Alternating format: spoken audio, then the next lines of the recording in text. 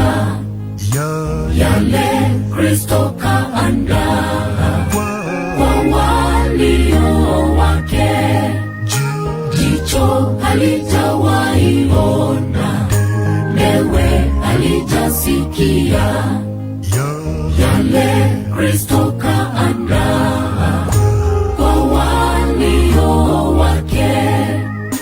Kule juu mbinguni mwa Baba, furaha tele tele kwa walio wake.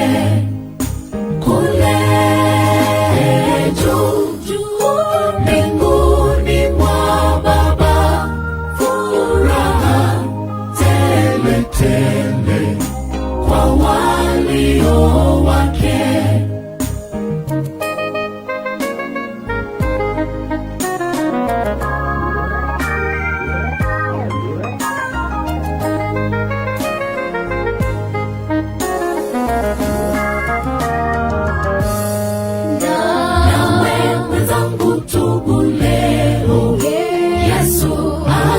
Kuitana, unayo nafasi leo, njoo kutana naye. Nawe mwenzangu, tubu leo, Yesu achi kuitana, unayo nafasi leo, njoo kutana naye. Kule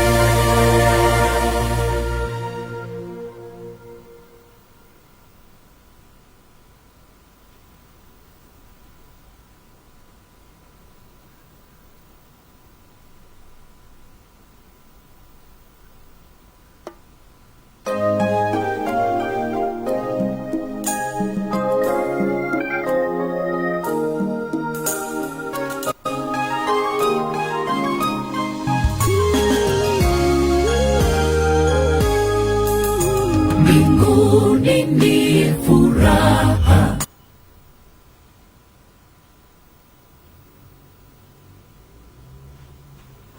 Karina, bonsoir. Je crois qu'aujourd'hui, c'est la continuité de notre enseignement, volume 4, sur la lexique de la rédemption. C'est notre 4e jour que nous sommes en train de parler sur ça. Seulement qu'aujourd'hui, je ne pense pas que je serai long. Mon cœur est tellement triste aujourd'hui. J'ai été triste le premier jour et le deuxième jour quand on m'avait annoncé que le pasteur Camp s'est décidé. Et aujourd'hui, je suis vraiment triste. Je suis absolument sad. Mais je vais forcer de parler un peu avant de clôturer la séance. Merci.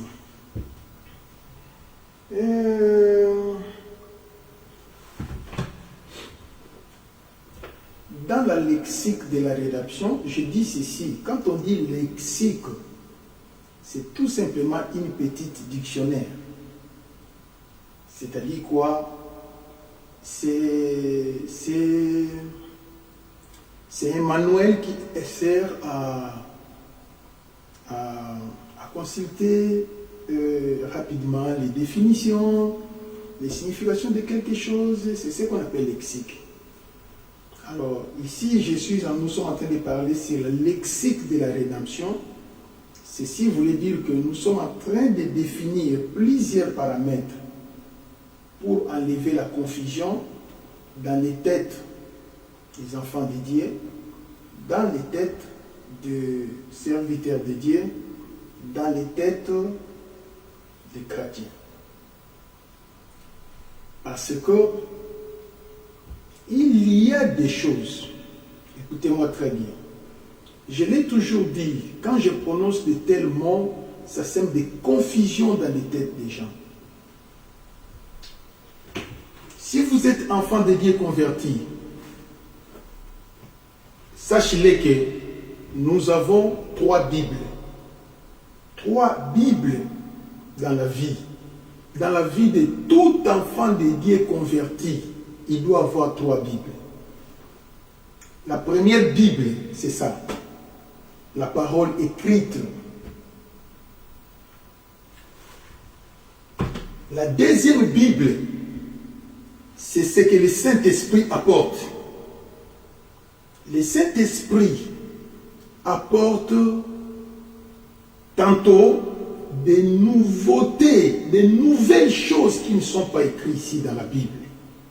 Là maintenant, c'est la lexique selon le Saint-Esprit.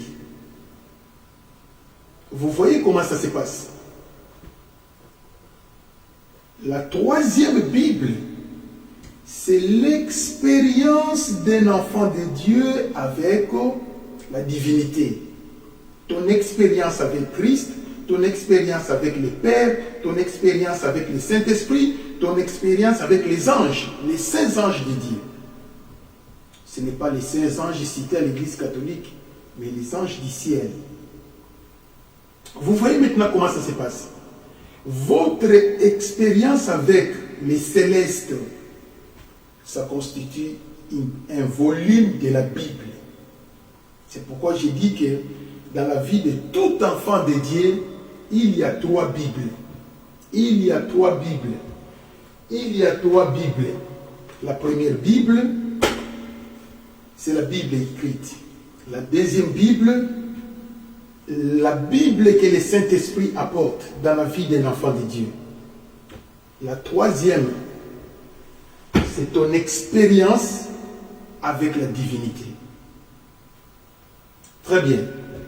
C'est la première des choses que vous devez retenir dans la vie chrétienne.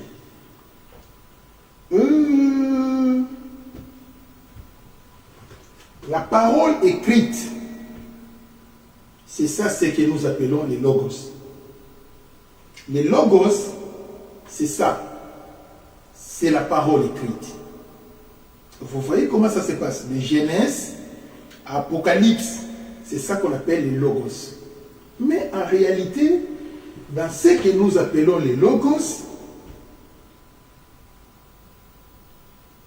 les erreurs ne peuvent pas manquer. Parce que la Bible n'est pas tombée du ciel. Ce sont les hommes qui ont écrit la Bible. Je donne l'exemple d'une erreur qui se trouve dans la Bible. Il y a de cela 30 ans passés, il y avait une Bible qu'on avait écrite, la Satan. Vous voyez, la diable, lors de la tentation de Jésus. On n'a pas écrit, ils n'avaient pas écrit les diables, ils avaient écrit la diable. C'est le défaut de la transcription. Vous voyez maintenant comment ça se passe. Mais une personne non expérimentée va dire qu'il y a des démons féminins qui existent. Des gens qui sont égarés, des gens qui ne savent pas faire des analyses. Vous voyez comment ça se passe. Ça, c'est une erreur de la Bible. Je peux donner un autre exemple d'une erreur qui est dans la Bible. Dans un seul livre, les Actes des Apôtres, on a dit au début,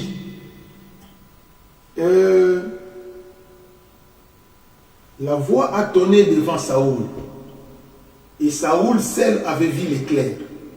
Mais eux tous Tous ceux-là qui étaient avec lui avaient écouté la voix. Saoul, Saoul, pourquoi me persécutes-tu? Ils avaient écouté la voix, mais cette voix ne s'adressait qu'à qu'un seul individu, Saoul. La voix qui tonnait du ciel. Mais or, quand les autres écoutaient la voix, c'est seulement Saoul qui avait vu la lumière. C'est cette lumière qui lui a fait tomber. C'est cette lumière qui a fait de lui aveugle. Vous voyez maintenant comment ça se passe. À la fin du livre des Actes des Apôtres, c'est croisé. On dit que et tous avaient vu la lumière. Et Saoul, celle qui avait écouté la voix. C'est une erreur. Ça c'est contredit. Vous voyez maintenant comment ça se passe. Mais pourquoi une telle confusion? C'est tout à fait normal, parce que même Dieu connaît que les hommes commettent aussi des erreurs. Quant à la vocation de Jérémie, Dieu lui pose la question. Qu'est-ce que tu as vu? Il dit, j'ai vu un amandier. Dieu dit, tu as bien vu. Si Dieu avait dit, tu as bien vu, c'est qu'il y a des gens qui ont vu, mais qui n'avaient pas bien vu. Peut-être qu'ils n'étaient pas suffisamment concentrés, c'est pourquoi ils n'avaient pas bien vu. Cela arrive aussi. Bon, il y a d'autres choses. J'avais bien vu, mais pendant que j'écrivais, les mots me manquaient de voir ce que je voyais.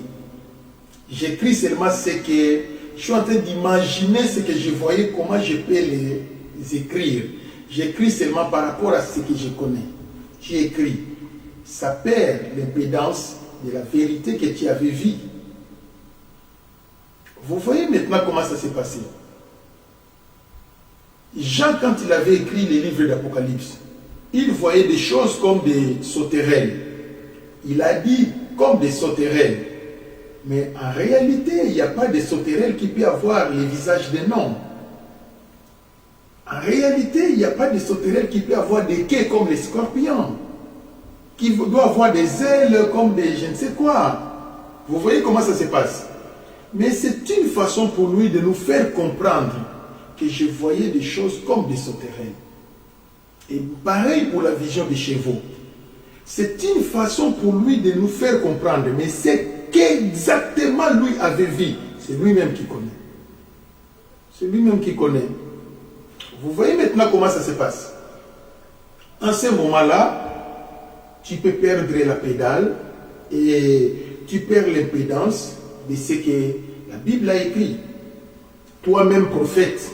Maintenant, la Bible est écrite en deux langues. La langue grecque et la langue hébraïque. Vous voyez comment ça se passe. Mais les gens qui translate la Bible, soit de la langue grecque originale en français, de la langue hébraïque en français ou en anglais, tous ces genres de traductions, on peut commettre des erreurs.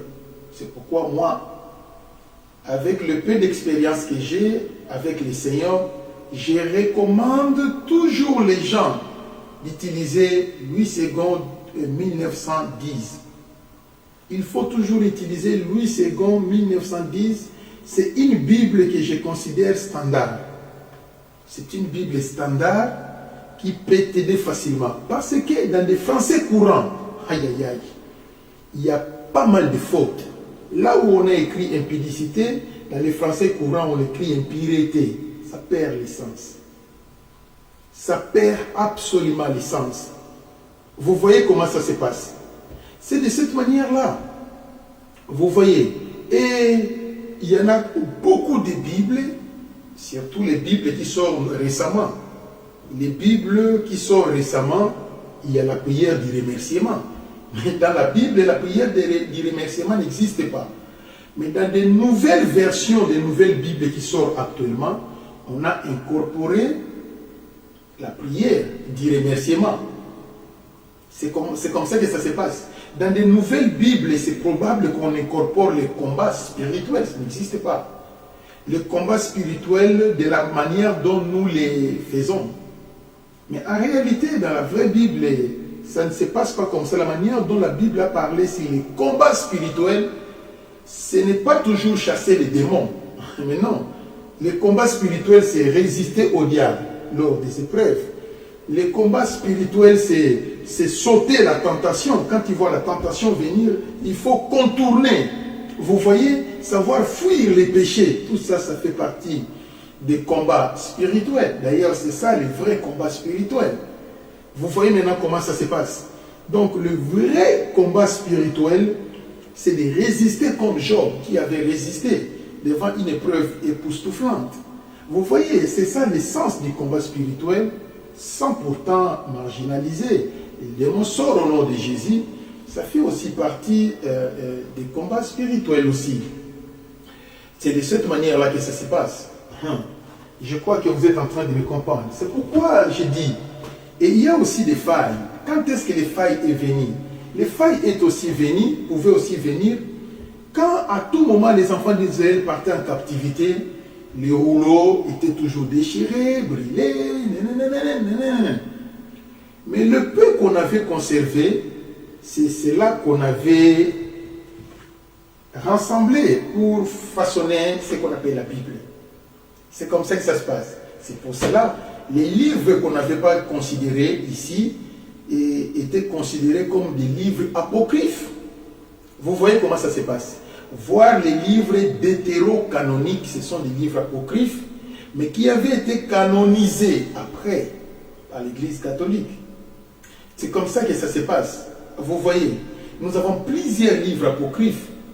Les livres apocryphes que nous connaissons, il y en a tant d'autres qui ne sont pas listés parmi les livres apocryphes. C'est de cette manière-là que ça se passe. Je peux vous donner l'exemple. La parole écrite selon la révélation de Qumran. Est-ce que vous allez lire ça dans la Bible? Vous allez lire ça dans les livres apocryphes? Il n'y en a pas. Mais ce sont des textes réels qui existent dans des bibliothèques des conservateurs. Très bien. C'est pour cela que j'ai dit que la Bible que nous utilisons ici, c'est notre dénominateur commun. La Bible, c'est notre dénominateur commun. Tous les chrétiens devaient utiliser la Bible, tous les chrétiens doivent avoir confiance à la Bible, tous les chrétiens doivent marcher selon la Bible. Ça, c'est une chose qui est intégrale. C'est ce que nous disons toujours. Quand quelqu'un se détourne de la Bible, sachez-le qu'il est à côté. C'est comme ça que ça s'est passé. Et maintenant, quand je vais vous parler sur la marche selon le Saint-Esprit, ça c'est une chose qui est spéciale. Marcher selon le Saint-Esprit, un chrétien charnel ne peut pas marcher selon le Saint-Esprit. Parce que le Saint-Esprit n'est pas en toi. Pour que le Saint-Esprit soit en toi, le corps doit être sans péché. Tu n'as pas le péché, tu es blanc. Le cœur est blanc. En toi, il n'y a pas la jalousie.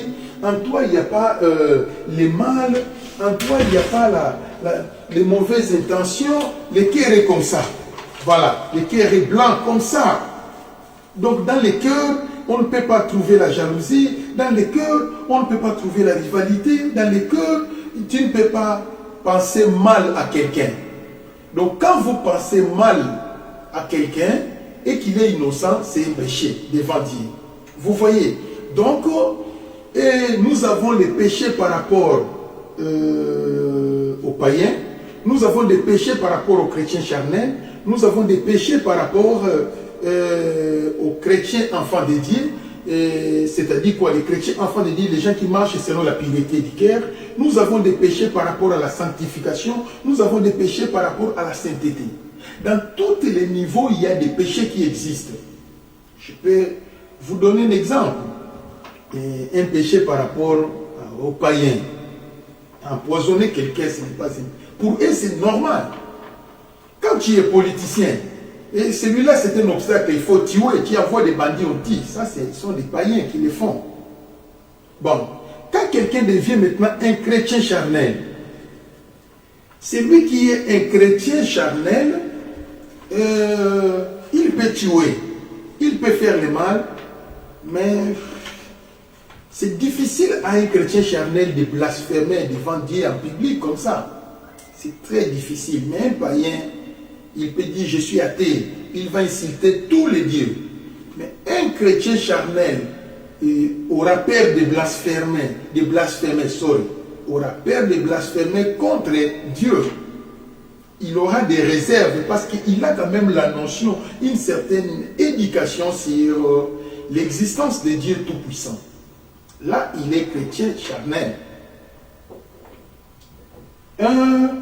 Nous avons maintenant une personne qui marche selon la pureté du cœur. Une personne qui marche selon la pureté du cœur, il est lié dans une formule qui est écrite dans la Bible. Le juste tombe 7 fois, il se relève 7 fois. C'est-à-dire quoi? Il peut se fâcher le matin, il confesse.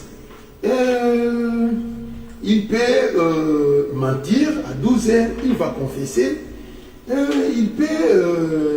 Il fait commettre un autre péché le soir, il va confesser. Donc, néanmoins, il n'héberge pas les péchés en lui. Quand il commet les péchés, il connaît la formule de la confession. Ça, vraiment, c'est quelqu'un qui marche selon la pureté du cœur. Vous voyez comment ça se passe. Donc, marcher selon la pureté du cœur, c'est avoir la reconnaissance et la mise en pratique de la confession en permanence. Donc, tu es toujours prêt de confesser parce que tu as la culpabilité. Quand tu commets les péchés, la culpabilité vient directement, tu confesses. Ça, c'est la vie d'un chrétien qui marche selon la pureté du cœur. Donc, il ne peut pas héberger la saleté dans son cœur. Le cœur a plus du temps d'être blanc que sale. Mais une personne qui marche selon la sainteté, lui ne peut plus commettre, selon la sanctification, pardon, lui ne peut plus commettre les péchés actifs. Les péchés actifs, par exemple, il prend les vins. Dans la vie de la sanctification, boire les vins n'existe pas. Et dans la vie de la sanctification, avoir un licam pour les points, ça n'existe pas. Tu as une petite copine ou un copain, vous vivez ensemble, vous couchez, vous faites tout, et vous confessez. Non, ça n'existe pas. Quelqu'un qui vit dans la sanctification n'a pas un lien du péché. Jamais. Mais quelqu'un qui vit dans la sanctification, c'est une personne qui se bat avec les péchés de la pensée, mais pas les péchés actifs. Mais celui qui marche dans la pureté du cœur peut être dans les péchés actifs. J'ai bagarré et j'ai dit Seigneur pardon, parce que quelqu'un a tapé mon enfant, je devais intervenir, j'ai bagarré et je viens dire pardon. Ça c'est la vie de la pureté du cœur. Je suis en train de chercher de conserver mon âme pure. Et je demande pardon après, soit je vais aller chercher le prochain pour lui demander pardon. Vous voyez, ça sont des péchés actifs. Et les péchés actifs, ce sont les péchés relatifs. Je dis que je vais jeûner jusqu'à 12 heures, à 10 heures j'ai mangé. Ça sont les péchés actifs. C'est pour les gens qui pataugent dans la pureté du cœur. Mais c'est lui qui est dans la sanctification. Ne commet pas tous ces genres de péchés, c'est impossible. Lui lutte sur le péché de la pensée, c'est-à-dire quand une femme regarde, quand un homme regarde une femme, quand une femme regarde un homme, il y a une pensée qui entre, il est joli comme s'il me plaît, tu dégages la pensée. Mais tu as pensé quand même, tu as péché. Vous voyez maintenant, ça c'est une personne qui est en train de lutter dans la sanctification. Dans la sanctification, tu peux avoir aussi la pensée, tu penses mal d'une personne. Certainement, peut-être qu'on avait ouvert ma valise, il avait pris mon vêtement, mais s'il ose faire ça, en tout cas je vais répliquer. Mais Seigneur, pardonnez-moi, j'ai pensé mal. Sur place, il demande pardon et la pensée était venue, après il demande pardon. Vous voyez, et quand il va retourner à la maison, sa valise était fermée, on n'avait pas touché. Donc il avait mal pensé et il demande directement pardon. Il avait demandé déjà pardon depuis, parce qu'il ne peut pas garder cette pensée. C'est une pensée nocive. Donc le péché de la sanctification, ce sont des choses qui sont liées seulement par rapport à la pensée. Tu vas là-bas, tu commences à te soucier de ta propre vie, tu sens comme s'il y a une résignation, tu perds la foi. Ah Seigneur, pardonnez-moi, pardon. Je sens comme si j'étais ballotté par les soucis, j'étais trop inquiet parce que je n'avais pas l'argent. Seigneur, pardon. Vous voyez maintenant les problèmes. Donc si vous vivez avec une telle personne, 24 heures sur 24, tu ne verras pas là où il a péché. Parce que lui, le niveau de ses péchés, c'est dans la pensée. Il est en train de lutter avec les pensées, les péchés dans la pensée. C'est ça, vivre selon la sanctification. Je ne parle pas de la sanctification dans le sens étymologique. Dans le sens étymologique, sanctification veut dire mise à part. Ce n'est pas là où je suis. Je suis en train d'utiliser le mot sanctification selon les comptes d'autres contextes de la Bible. Je me précise. Vous voyez maintenant comment ça se passe. Selon d'autres contextes de la Bible, la sanctification, c'est un échelon supérieur par rapport à celui qui vit dans la pureté du cœur. Donc, c'est pourquoi nous disons que la pureté du cœur, c'est la confession plus la décision nous conduit à la pureté du cœur. Mais pour atteindre la sanctification, c'est la pureté du cœur fois tant. Ça nous conduit à la sanctification. Je me réfère à ce que Moïse, Dieu avait dit aux enfants d'Israël. Il dit aux enfants d'Israël, Moïse descendait, sanctifie ce peuple pendant 3 jours. Donc, vous présenterez les offrandes pour la purification le premier jour, vous continuez ce travail le deuxième jour, vous êtes en train de présenter les offrandes pour le deuxième jour, rien que pour la purification. Le troisième jour, quand ils se sont purifiés encore pour la 3e fois, le 3e jour, l'Éternel s'est apparu sur la montagne de Sinaï. Il a parlé devant son peuple. Vous voyez comment ça s'est passé. Donc Dieu connaît que la purification d'un seul jour, ça ne suffit pas. Il a fallu que ce peuple soit pur pendant 3 jours. C'est ce que lui a appelé la sanctification. Parce qu'il a dit sanctifier ce peuple. Pour l'Éternel, ce peuple sera sanctifié dans 3 jours. Donc, vous marchez dans la pureté du cœur le premier jour, le deuxième jour et le 3e jour, vous atteignez la sanctification. Selon les contextes de ce qui est écrit dans la Bible. Bon, maintenant, quand nous allons parler sur la sainteté, la sainteté aussi, c'est une personne qui vit, qui lutte dans des pensées aussi. Mais lui, on ne peut pas voir le temps de raisonner mal de quelqu'un. Cette personne, peut-être il a ouvert ma valise, il a pris mes vêtements, je vais lutter à lui, ne peut pas arriver là-bas. Pour lui, dans la vie de la sanctification, tout ce qui est sur la terre, c'est rien, je ne peux pas arriver là-bas. Mais quel genre de péché qu'une personne qui vit dans la sanctification pouvait commettre, dans la sainteté? Une personne qui vit dans la sainteté, quel genre de péché que cette personne pouvait commettre? Je vous donne un autre exemple. Tout à coup, il fait un songe que tu dois aller prêcher dans telle avenue. Il se réveille, j'ai fait un songe, j'étais en train de prêcher dans telle avenue. Mais le matin, comme ça, je dois aller à l'école. Il va à l'école, il revient fatigué, il a les devoirs, il fait les devoirs, il n'est pas parti prêcher. Seigneur, pardonnez-moi parce que je n'ai pas eu le temps d'aller prêcher là-bas. En réalité, ce n'est pas un péché. Mais pour lui, c'est un fardeau parce qu'il avait eu ça dans les songes. Il doit demander pardon. Je peux donner un autre exemple d'un péché de la sainteté. Une personne qui marche selon la sainteté, quel genre de péché que ces personnes commettent? Je n'ai pas lu la Bible pendant toute la journée. Et maintenant, avant de dormir, c'est le moment où je vais lire la Bible. Il confesse, Seigneur, pardon, parce que je n'ai pas respecté la parole qui dit, lisez la parole de Dieu jour et nuit.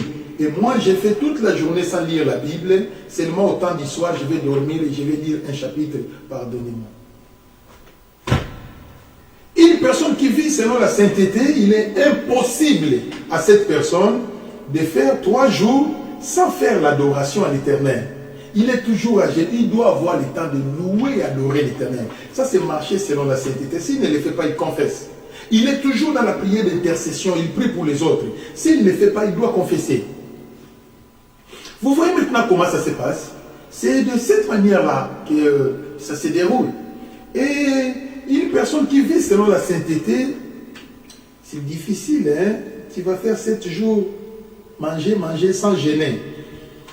Je ne sais pas, mais je ne pense pas. 7 jours, non. C'est difficile, parce que tu gêneras toujours. Vous voyez comment ça se passe? Maintenant, lui, quand il fait 7 jours, il n'a pas gêné. Il dit, Seigneur, pardon, parce que je n'ai pas gêné. Vous voyez, ça sont des choses, ça c'est marcher selon la sainteté. Vous voyez, marcher selon la sainteté, c'est comme ça que ça se passe. Maintenant, la formule que nous utilisons pour arriver à la sainteté, c'est la sanctification fois temps.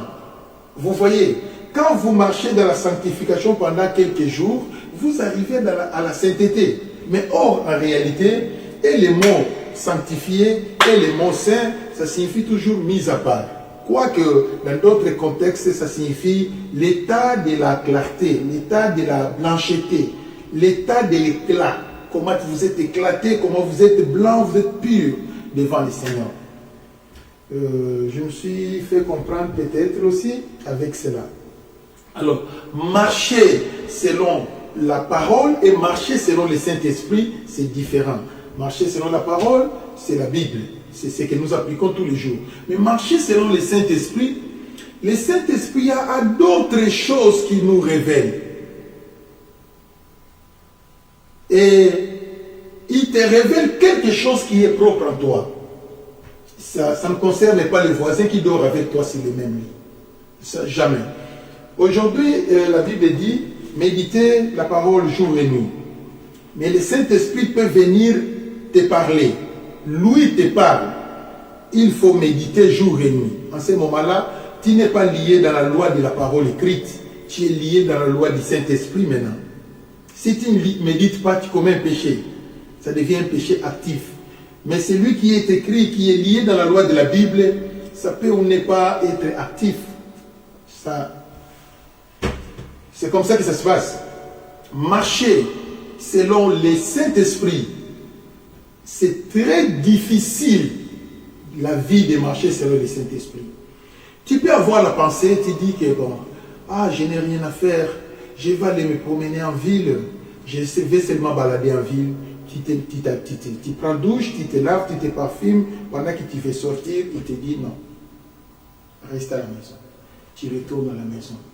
Tu sais qu'on ne m'a pas autorisé de sortir aujourd'hui, parce que c'est le Saint-Esprit qui est avec toi. C'est pourquoi Galates dit ceci. Galates chapitre 5, je crois. Where I am? Galates 5, 16 à 18.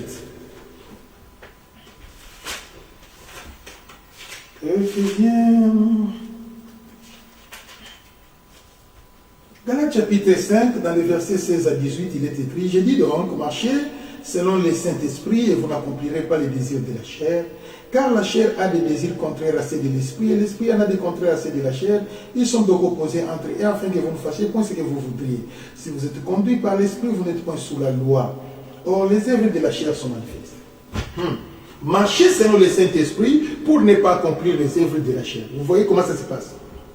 Alors, marcher selon le Saint-Esprit, il est impossible à une personne qui marche selon le Saint-Esprit, il va prendre l'engagement du mariage avec quelqu'un sans que le Saint-Esprit lui donne la... Non, ça n'existe pas. Jamais, jamais, jamais. D'abord, avant que cette personne ne vienne devant vous, Dieu va vous révéler déjà que le Saint-Esprit, il y a une tentation qui arrive. Tu ne peux pas approcher. Tu vois comment ça se passe. Donc la tentation qui va venir demain ou le lendemain, Dieu te les révèle déjà aujourd'hui. C'est ça, marcher selon le Saint-Esprit. Vous voyez? Mais par contre, celui qui marche selon la Bible, tu n'auras pas ça. Mais celui qui marche selon le Saint-Esprit d'office, tu auras ça. Tu auras une longueur d'avance de voir les choses, de comprendre les choses, de connaître les choses. Et si vous marchez selon le Saint-Esprit, quand il va commencer à parler sur les prédictions, les gens qui sont dans votre entourage, tantôt ne vont pas supporter ça. Lui, c'est toujours comme ça. C'est comme ça que ça se passe. C'est pourquoi les gens qui marchent selon le Saint-Esprit sont plus silencieux. Mais ils savent les choses qui vont venir. C'est de cette manière-là que ça se passe. Les gens qui marchent selon le Saint-Esprit n'ont pas besoin d'aller chercher les états d'âme des gens. Jamais, jamais, jamais. Dès que tu te rencontres avec la personne, c'est la première fois, l'Éternel lui-même te montre son état d'âme. C'est comme ça que ça se passe. Si Dieu ne t'a pas montré l'état d'âme de X, c'est qu'il est normal. Mais si quelqu'un a un problème de la sorcellerie, un problème de ceci, un problème, l'Éternel révèle toujours. On ne demande pas ça à Dieu. Éternel, fais-moi voir l'état d'âme des gens qui sont dans ma maison. On ne demande pas ça à Dieu. Dieu lui-même, le Saint-Esprit lui-même révèle si vous marchez avec lui. C'est comme ça que ça se passe. Tu ne peux pas gêner pour connaître les états d'âme des gens. Ça n'existe pas. Jamais dans la vie chrétienne. Mais plutôt Dieu lui-même révèle les états d'âme des gens qui t'entourent. Vous changez de quartier, vous arrivez dans ces quartiers, Dieu va commencer à révéler tout ce qui est dans ces quartiers. Dieu révèle, vous n'avez pas demandé, lui-même révèle. C'est comme ça que c'est ça marcher selon le Saint-Esprit. Vous voyez maintenant comment ça se passe. Alors, marcher selon le Saint-Esprit, lui va commencer à vous dicter comment vous allez jeûner. Vous voyez, lui-même va commencer à vous dicter, vous allez jeûner 7 jours. Après 7 jours, il te dit, vous allez jeûner 12 jours. Après 12 jours, il te dit, prépare-toi, tu vas jeûner 3 jours. Après cela, il te dit, c'est ça, marcher selon le Saint-Esprit. Vous voyez maintenant comment ça se passe. Il y a un ami que tu vas rencontrer l'année prochaine. Aujourd'hui, Dieu te révèle déjà. Attention, l'année prochaine, tu vas rencontrer quelqu'un qui deviendra comme ton ami. Il sera comme ça, comme ça, comme ça. Tout est dévoilé. Donc, dans la vie d'un enfant de Dieu qui marche selon le Saint-Esprit, tout est dévoilé. Mais vous n'avez pas gêné. Vous ne fournissez pas les efforts pour connaître ça. Ça vient automatique. Si vous êtes dans la vie avec le Saint-Esprit révèle tout. C'est comme si vous avez une clairvoyance de ce qui vous entoure. C'est comme ça que ça se passe. Vous avez une clairvoyance de ce qui vous entoure. C'est ça, marcher selon le Saint-Esprit. Par contre, il y a celui qui est dans marcher selon la parole de Dieu. C'est un niveau le plus bas. C'est le niveau le plus bas. Ce sont les débutants dans le Seigneur qui marchent selon la parole. Mais celui qui marche selon le Saint-Esprit, il a dépassé le niveau de marcher selon la parole. Il est en train d'écouter le maître. Il marche selon ce que le maître lui dit. C'est comme ça. Il est impossible à celui qui marche selon le Saint-Esprit, il fait les déménagements d'une ville à une autre, sans pourtant que le Saint-Esprit ne parle. Jamais. Ça n'existe pas. Le Saint-Esprit parlera toujours. Il parlera toujours. Que voilà, tu vas te déménager. Soit tu ne te déménages pas. Il parle toujours. Le Saint-Esprit est comme ça. C'est ça la vie de marcher selon le Saint-Esprit. Il nous prévient au danger. Il nous fait voir tout. Ce qui est mauvais, ce qui est bon, il fait voir tout. Le Saint-Esprit peut arriver au point de te révéler, attention, vous allez partir au marché pour acheter les choses. Mais il y a des mots dans mon pays, il ne faut pas aller là-bas. Il prévient d'avance qu'il ne peut pas aller là-bas. Oh, et démon. Tu ne peux pas aller là-bas. Quelqu'un qui est marché sur le Saint-Esprit ne peut pas aller dans cette voiture. Impossible. Parce que Dieu ne te permettra pas. Dieu ne te permettra pas d'aller là-bas. Il te conduira dans un autre chemin. C'est ça, marcher selon le Saint-Esprit. Vous voyez maintenant comment ça se passe. Donc, celui qui marche selon la parole, il est comme une personne qui est à moitié aveugle. Mais celui qui marche selon le Saint-Esprit, il n'est pas éclairé, mais il a la clairvoyance de ce qui l'entoure. Parce qu'il reçoit des injonctions et des ordres qui viennent à tout moment de Dieu lui-même. C'est ça, marcher selon le Saint-Esprit. Mais je vous dis, marcher selon le Saint-Esprit peut faire de quelqu'un isolé. Tu peux manquer beaucoup d'amis dans la vie à cause de cette marche. Parce que le Saint-Esprit va commencer à te révéler l'état d'âme de tout le monde. Quelqu'un qui est obsédé sorcellerie, qui Dieu te révèle, il est obsédé maintenant. Si vous n'avez pas l'expérience, tu vas te méfier de lui. Dieu m'a déjà dit, il est obsédé. Tu fouilles. Dieu m'a déjà dit, il est obsédé. Et tu te retrouveras que tu es entouré de la nocivité, tu es entouré de gens qui n'existent pas. Ce sont tous des monstres et c'est seulement toi qui es saint. Comment tu vas vivre? Comment tu vas vivre maintenant? Vous voyez que tu deviens isolé, tu deviens paranoïaque. La vie de marcher selon le Saint-Esprit. Donc c'est une vie qui rend quelqu'un isolé. Isolé. Quand quelqu'un va aller commettre l'impudicité, toi tu vois déjà quand il vient, il a commis l'impudicité. Et la manière dont tu vas voir ça, c'est comme s'il n'est pas propre, il évite déjà, t'es loin. Marcher selon le Saint-Esprit, il est difficile pour Moutou à y aller au Yomabe, au consommant, parce que tant qu'on c'est la Yomabe, nous sommes déjà la question. Donc tu connais déjà ce que lui pense. Maintenant tu as des précautions. Je ne vais pas lui parler parce qu'il y a une bombe qu'il prépare contre moi. Et tu sais comment esquiver tout cela. Tu sais comment t'échapper à tout cela. C'est ça, marcher selon le Saint-Esprit. Mais bien aimé dans le Seigneur, marcher selon le Saint-Esprit, c'est une vie extrêmement difficile. Les lois qui se trouvent dans cette vie, c'est plus que les lois de Moïse. dans la vie, dans la marche selon le Saint-Esprit, le Saint-Esprit ajoute des lois, plus que ce qui était dans la loi de Moïse. Vous ne pouvez pas imaginer. C'est incroyable tout ça. Vous voyez comment ça se passe. Surtout si vous êtes un débutant dans la marche selon le Saint-Esprit. Mais il ne peut pas t'autoriser d'aller acheter, je vais acheter seulement un sucré, une bouteille de sucré, entrer dans un bar. Non. Là-bas, c'est les lieux de l'impudicité, c'est là où on fait la sorcellerie, c'est là où on fait des pratiques négatives. Il ne faut même pas entrer là-bas. Vous voyez maintenant comment ça se passe. Dans la marche selon le Saint-Esprit. Dans la marche selon le Saint-Esprit, tu peux devenir paranoïaque. Vous voulez entrer dans un hôtel. Mais yesterday, il y a quelqu'un qui avait fait des incantations dans cette chambre. Maintenant, toi, tu veux entrer, tu vois déjà tout ce qui s'était passé par là. Et ça peut faire de toi un poltron, un craintif. Maintenant, dans la marche selon le Saint-Esprit, il faut toujours avoir la foi. Il y a d'autres choses que tu vois, tu sais que je vais les surmonter par la foi. Mais tu avais bien vu. C'est de cette manière-là que ça se passe. Voilà un peu de tout ce que je peux vous parler sur ce qui concerne la marche selon le Saint-Esprit.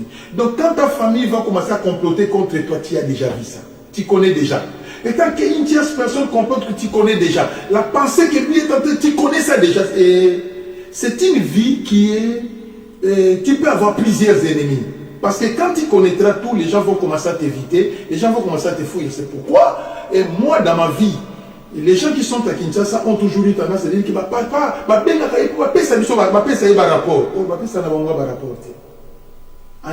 pour dire vrai, j'ai une secrétaire qui est au Congo, c'est grâce à jamais, grâce à lui téléphone pour me faire un rapport de jamais, elle ne le fait pas. Donc les gens qui sont à Kinshasa ne me donnent pas de rapport. Mais comment je connais ce qui se passe? C'est parce que je suis annoncé avant. Je connais déjà qu'il y a ça qui va se passer. Il y a ça qui va se passer. Il y a ça qui va se passer. Et comment t'échapper en tout ça? Priez seulement. Priez seulement. Priez seulement. Priez seulement. C'est de cette manière-là que ça se passe. Ça, c'est la vie selon le Saint-Esprit. Bien, je bénis l'Éternel. Je sais que marcher selon le Saint-Esprit, c'est une vie qui paraîtra comme si tu es au cachot. Tu n'es pas libre. Oui. C'est une vie apparemment qui paraîtra comme si tu n'es pas libre. Tu es trop au cachot. Lui te conduit dans ses réalités. C'est comme ça que ça se passe. Voilà en grosso modo de tout ce que moi je pourrais encore vous parler. Et vous devez savoir. Je ne sais pas chez les autres ici comment ça fonctionne. Mais je ne sais pas si le Saint-Esprit, il te conduit dans un chemin où tu auras beaucoup d'argent. Ici, tu ramasses 1 million. Demain, là-bas, on te ramasse 1 million. Là-bas, on te donne 1 million. Moi, je ne connais pas ça. Dans la vie, c'est le Saint-Esprit. Comme si le Saint-Esprit, dans tout ce qui nous guide, il a oublié une chose. C'est de nous conduire là où on peut avoir l'argent facilement. Je ne connais pas ça. Dans l'expérience de la vie que j'ai avec Dieu, je ne connais pas ça. Donc, cela voulait dire quoi? Cela voulait dire que il ne faut pas attendre l'autorisation du Saint-Esprit avant d'aller à l'école. Va à l'école, va étudier. Tu connais que les études préparent mon avenir de demain. Avec Dieu, avec le Saint-Esprit. C'est comme ça que ça se passe. Mais tu dois aller à l'école. Marcher selon le Saint-Esprit ne veut pas dire que quand tu seras devant l'examen, le Saint-Esprit va te donner des réponses. Il ne les fait pas. Il ne donne pas de réponses. Tu vas travailler comme tout le monde. C'est comme ça que lui est. Et tu veux faire l'examen, tu vas prier, Éternel, soyez avec moi pour que cet examen que je réussisse. Ça, c'est l'affaire des hommes. Tu vas travailler comme tout le monde, tu vas gagner la vie comme tout le monde. Ça, c'est la vie selon le Saint-Esprit. Donc, le Saint-Esprit ne facilite pas quelqu'un à gagner la vie, à devenir riche, à avoir l'argent. Jamais. Je ne connais pas ça. Dans la marche avec le Saint-Esprit, je ne connais pas ça. Si tu veux réussir dans la vie, il faut vivre le cola mutunyoso. Mais pour y créer les facilités, la vie chrétienne c'est de cette manière-là que ça se passe. Mais il peut t'aider. Si tu n'as pas mangé toute la journée, il peut t'aider à avoir à manger. Il peut t'aider. Mais vous voyez maintenant, il y a place à vendre. Ce n'est pas qu'il va te donner des fromages, il te donne des choses magnifiques parce que ça vient du Saint-Esprit. Lui ne raisonne pas comme ça. Lui, son problème, au fond de la journée, tu attendras demain. Vous voyez un peu comment ça se passe. C'est de cette manière-là. C'est là où il est en antonime avec nos vies sur la terre. C'est là où le Saint-Esprit n'est pas compatible avec notre vie que nous menons sur la terre. Je n'ai pas vu cette compatibilité. Non, je n'ai pas vu ça. C'est comme si lui, ce qui lui intéresse, ce sont des choses spirituelles. Donc le Saint-Esprit est là pour nous aider dans des choses spirituelles seulement. Tout ce qui est matériel, tout ce qui est financier sur la terre, ça ne lui concerne pas. Ça ne lui concerne pas. C'est comme ça qu'il est. Voilà tout ce que je peux vous parler. Mais de toutes les façons, je donne des témoignages par rapport à mon expérience. Peut-être que X, il a une autre expérience. Parce que la manière dont le Saint-Esprit se comporte à moi, ce n'est pas comme ça qu'il se comporte à lui, ce n'est pas comme ça qu'il se comporte à celui-là, ce n'est pas comme ça qu'il se comporte à celui-là. Non. Et la manière dont il se comporte ici, c'est une autre façon. Peut-être ce n'est pas la même façon qu'il va se comporter de l'autre côté. C'est comme ça qu'il est.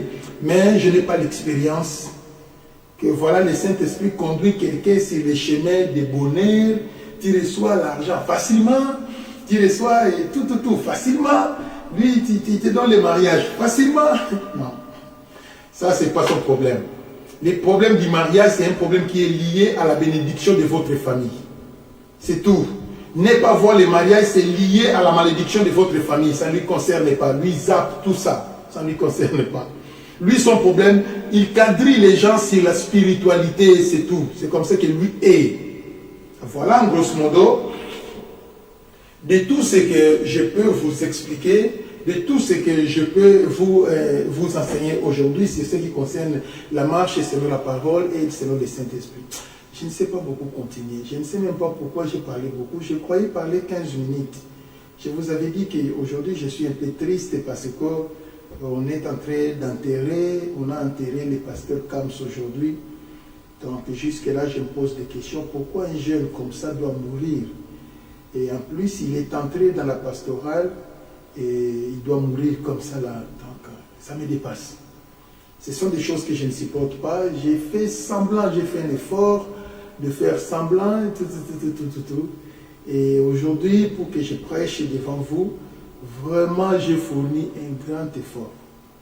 Je viens de fournir un effort pour que la tristesse ne me domine pas. Je n'ai pas pu chanter parce que je sentais comme si je ne saurais pas. Et c'est pourquoi je m'étais dit, je vais quand même parler. Et tant que clergé, je parle un peu. Et j'ai parlé un peu, mais je suis arrivé à la fin. Peut-être que demain, je vais expliquer ça bien, très bien, avec beaucoup d'exemples. Parce que demain, peut-être, je peux être actif. Mais aujourd'hui, je suis faible. Je suis très faible. Bon, merci beaucoup. Et on s'arrête là. Et que Dieu vous bénisse. Bye. Demain.